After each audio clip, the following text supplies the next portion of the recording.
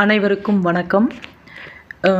BP, sugar, cholesterol, உடல் பருமன் இது எதுவுமே நமக்கு வராமல் இருக்கிறதுக்கும் இருக்கிறவங்களும் சாப்பிட்றதுக்கான உணவு எப்படி எடுத்துக்கணும் அப்படிங்கிறத தான் நம்ம வீடியோ பார்த்துட்டு வந்துட்டுருக்குறோம்.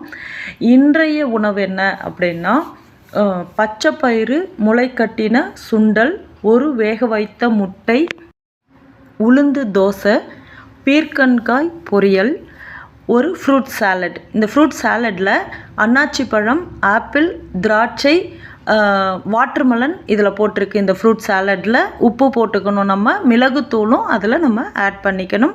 அதுக்கப்புறம் ஒரு டம்ளர் சிறுதானிய கஞ்சி. இதுதான் இன்றைய மெனு. இது மாதிரி சாப்பிட்டு பாருங்கள், நல்ல எனர்ஜியாகவே இருக்கும். டயர்டு அப்படிங்கிறது வராது. இது எந்த வியாதியையும் வரவிடாமலும் தடுக்கும், இருக்கிறதையும் சரி பண்ணும். ட்ரை பண்ணி பாருங்கள்.